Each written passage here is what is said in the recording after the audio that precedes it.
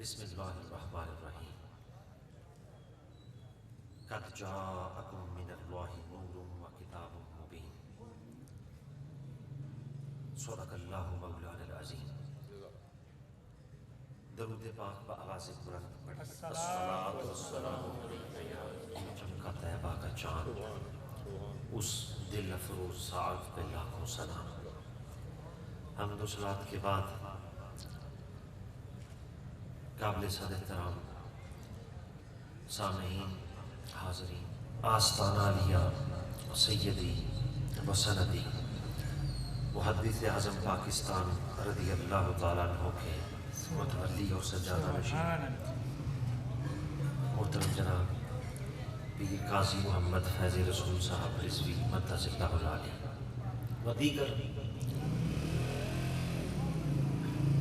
حاضرین ذی وقار، مختصر سی حاضری کے لیے میں یہاں پر آیا ہوں۔ دو باتیں عرض کرنا چاہتا ہوں۔ پہلی بات یہ ہے کہ شروع سے آج کے دن تک اور آج کے بعد سے لے کر شاید قیامت تک مومنوں کو مصطفیٰ کریم رؤوف الرحیم علیہ الصلاۃ والتسلیم کی جلوہ گری کی خوشی ہوتی رہی ہے، ہوتی رہے گی انشاءاللہ، اور منکرین کو تکلیف ہوتی تھی، ہوتی ہے اور ہوتی رہے گی۔ آج چونکہ سوشل میڈیا کا دور ہے اور ہر ایک بات کے، ہر ایک دعوے پر دلیل لوگ مانگتے ہیں، بہت سارے لوگ اس بدتمیزی کے طوفان کو آج کے زمانے میں برپا کیے ہوئے ہیں کہ میلاد مصطفیٰ کا ثبوت کہاں ہے؟ حضور کے زمانے میں تو نہیں منایا گیا، ویسے تو ہر زمانہ مصطفیٰ کا زمانہ ہے صلی اللہ علیہ وسلم۔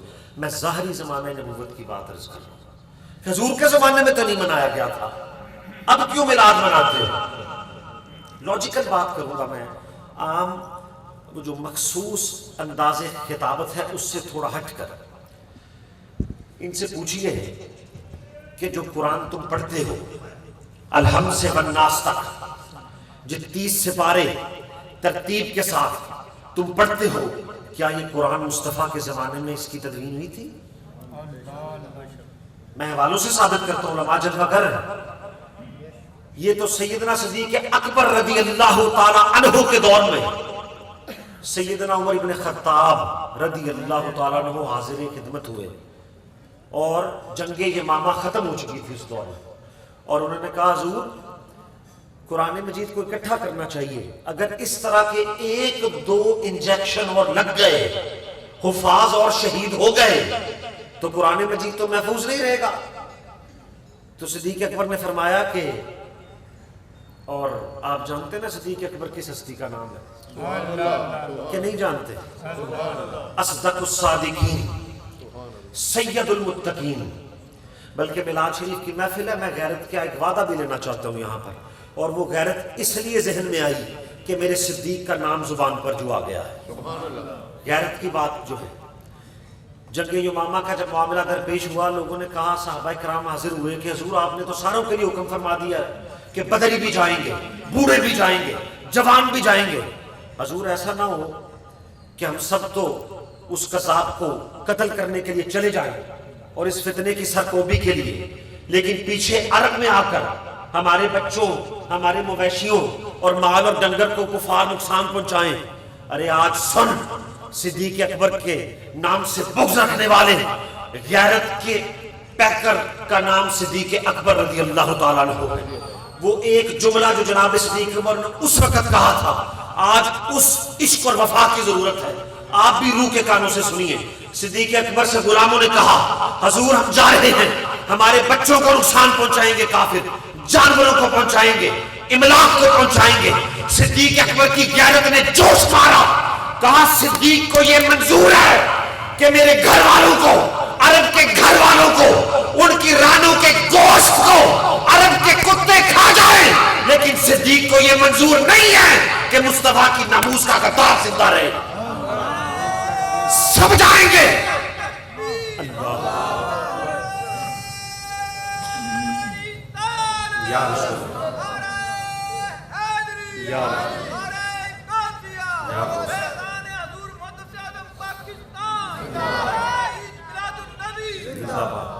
آج بھی دربار محدث اعظم کا سایہ ہے، دربار محدث اعظم کا سایہ ہے، اور یہ وہ دربار ہے جس نے اللہ کے فضل و کرم سے ہمیشہ سے غیرت اور عشق اور وفا کا سبق بانٹا ہے. ہاتھ اٹھا کر جب میں کہوں گا یہاں پر قرارداد منظور کیجئے کہ ہم عشاقان مصطفیٰ ہیں، ہم غلامان مصطفیٰ ہیں، ہم یہ اعلان کرتے ہیں، تجدید عہد و وفا کرتے ہیں کہ اس فراز کے جس بدبخت نے، جس پلیت نے، جس ملعون نے مصطفیٰ کے خاکے سرکاری سطح پر شائع کیے ہیں، ہم اس پر لعنت بھیجتے ہیں. اور ہمارا اعلان ہے کہ تم جتنی مرضی پروپیگنڈے کرنا چاہتے ہو کر لو، ہماری جانیں مصطفیٰ کی ناموس کے لیے حاضر ہیں، حاضر ہیں. ہاتھ اٹھا کر ایسی بے ذوق سی حاضری نہ لگوائیں، پورے خشوع و خضوع کے ساتھ حاضری یہاں پر لبیک یا رسول اللہ کا نعرہ لگائیں اور حاضری مکین گنبد خضرا کی بارگاہ میں جائے. اعلان کیجئے کہ فراس مرد آباد، اس کا صدر مرد آباد، عشاقان مصطفیٰ زندہ باد. اور ہم کوئی اتنے بے غیرت نہیں ہیں، ہم امام مالک کے ماننے والے ہیں. وہ امام مالک جس کے زہد و عشق و وفا کا یہ عالم ہے کہ ساری زندگی مدینے کی گلیوں میں سکڑ سکڑ کر دروازوں کے ساتھ، دیواروں کے ساتھ چلتے رہے. لوگوں نے کہا حضور کیا بات ہے، دیوار کے ساتھ ساتھ ہو کر کیوں چلتے ہیں، سڑکیں تو کھلی ہیں. غیرت امام مالک کیا ہے؟ فرمایا کہ مالک کی شریعت دیوار کے ساتھ چلتا ہے کیونکہ غیرت گوارا نہیں کرتی جس جگہ میرے مصطفیٰ کی قدم انور مس ہو وہاں پر مالک کا پاؤں آ جائے.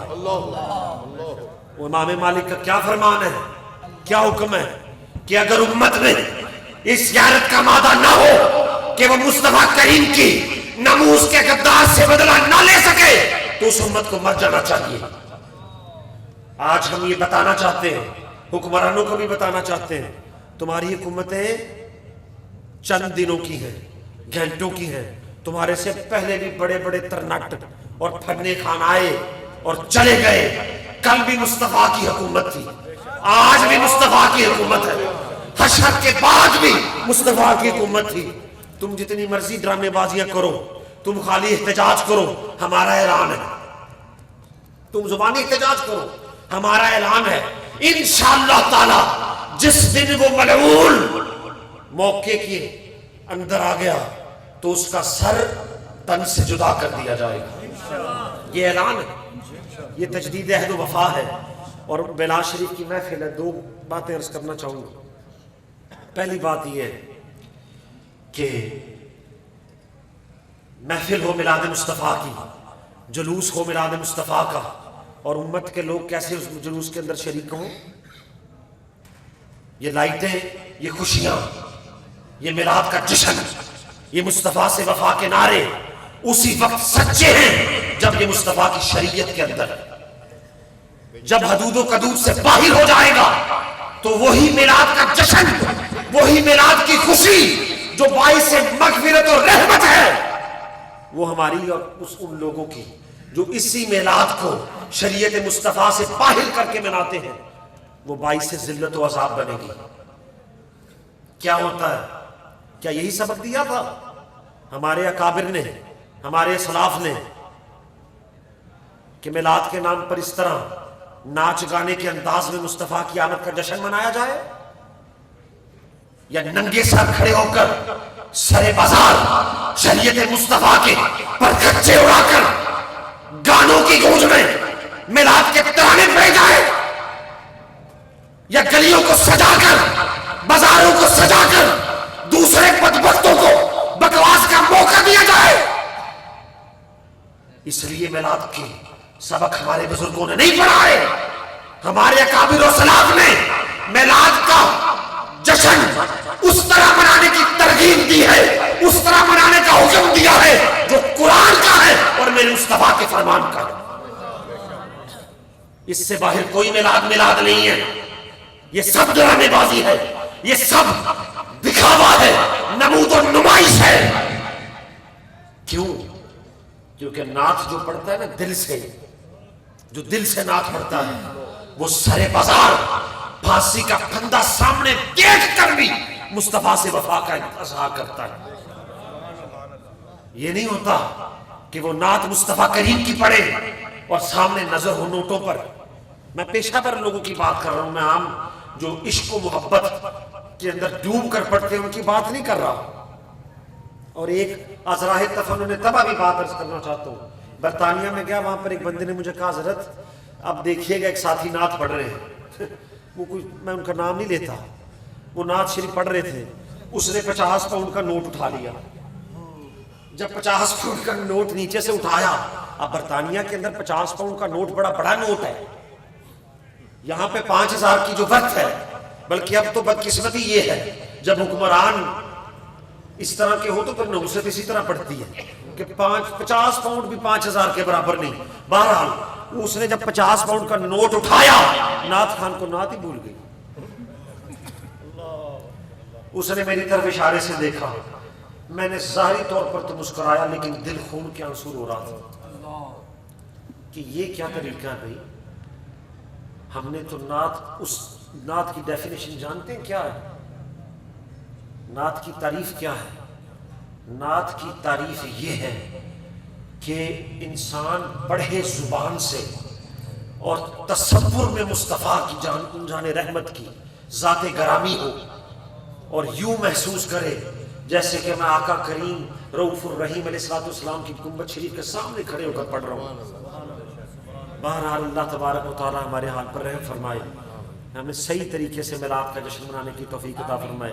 یہ جو مساجد کے یہ ممبر اور مینار ہے نا، مینار، یہ بھی ان بدبختوں سے بتایا کریے کہ تو کہتا ہے حضور کے زمانے میں میلاد نہیں ہوا، تو اپنی بڑی مسجدوں کو بنا کر پہلے اونچے مینار اٹھاتا ہے، پھر باہر جاتا ہے ریال اور ڈالر لینے اور کہتا ہے یہ مینار بڑے بنائے ہیں، یہ مسجد بھی بنائی ہے۔ یہ مینار تو حضور کے زمانے میں نہیں بنے، نہ صدیق اکبر کے زمانے میں بنے، نہ عثمان، نہ عمر ابن خطاب رضی اللہ تعالیٰ عنہ کے دور میں بنے، خلفائے راشدین کے دور میں بنے ہی نہیں۔ یہ تو سیدنا عمر ابن عبدالعزیز نے پہلی ہجری کے بعد مینار بنوائے۔ اللہ تبارک و تعالیٰ ہم سب کو کلمہ حق کہنے کی توفیق عطا فرمائے۔ وآخر الدعوانا ان الحمدللہ رب العالمین۔ یا صلاۃ السلام لکھا ہوتا، دروشی لکھا ہوتا، چڑھیاں تو پھر وہ ذرا تھوڑا جا۔ ہاں جی، اچھا دوسری گزارش یہ ہے، اس مرتبہ چونکہ سوشل میڈیا کا دور ہے، بہت سارے لوگ سوال پوچھتے ہیں، میری سمجھ میں بات نہیں آتی یار، کیک بنواتے ہوئے جب کیک بنواتے ہیں تو اس کیک کے ساتھ خوشی کا اظہار تو کرنا چاہیے، لیکن کیک کے اوپر اس میں محمد مصطفیٰ لکھوا کر اس پر چھری چلانا یہ کیا طریقہ ہے؟ یا گنبد خضرا شریف کی تصویر بنا کر پھر اس کے اوپر چھری چلانا، پھر اس کے بعد میلاد شریف کے جلوس میں ایک تو ہوتا ہے محبت، جلوس کے شرکاء گزر رہے ہیں ان سے محبت کا اظہار کیا جا رہا ہے، اپنی حاضری لگوائی جاتی ہے نا، محبت سے لوگوں کی خدمت کی جاتی ہے کہ آپ کھانا کھا لیجئے۔ ایک مرتبہ ہم ٹرک پر کھڑے تھے، کسی محبت کرنے والے نے اتنی زور سے 10 ٹافیاں ماری کہ اچانک ایسے محسوس ہوا کہ طالبان بدبختوں نے حملہ کر دیا ہے۔ وہ تو بعد میں پتہ چلا کہ وہ ڈیکو مکھن والی بڑی ٹافی نہیں ہوتی وہ تھی۔ تو وہ ٹافی پھینکنے کا بھی انداز ہونا چاہیے، ٹافی پھینکنے کا بھی انداز ہونا چاہیے اور جلوس کا نعرہ ہونا چاہیے، وہ نعرے جو ہمیشہ سے لگتے رہے، جو عشاقان مصطفیٰ کا وتیرہ رہا ہے، وہ نعرے اس طریقے سے لگنے چاہیے۔ اپنے اکابر اسلاف بزرگوں کا احترام کرنا چاہیے اور خشوع و خضوع کے ساتھ خوبصورت لباس سے تن کر کر میلاد شریف کے جلوس میں تشریف لائیں۔ اور جلوس ایک ہی ہوتا ہے، یہ اب ہم جا رہے ہیں مختلف علاقوں میں، وہاں پر جا کر کہتے ہیں یار اس طرح نہ کریں کہ ہر علاقے میں ایک مرکز، ایک یہ بھی بڑی عجیب سی ہمارے اندر بیماری پھیل گئی، پتہ نہیں اسپیکر میں کرنے والی بات ہے یا نہیں، کہ وہاں پر میں ایک دفعہ کیا، انہوں نے کہا حضرت ہمارے مرکز میں پروگرام ہے۔ جب مرکز میں گئے تو مرکز کے اندر کل ملا کے ایک کمرہ تھا اور منتظمین و شاگرد حضرات ملا کر 5 لوگ تھے، اور وہ کیا تھا؟ مرکز اہل سنت۔ تو اس چیز پر بھی تھوڑا دھیان فرمائیں.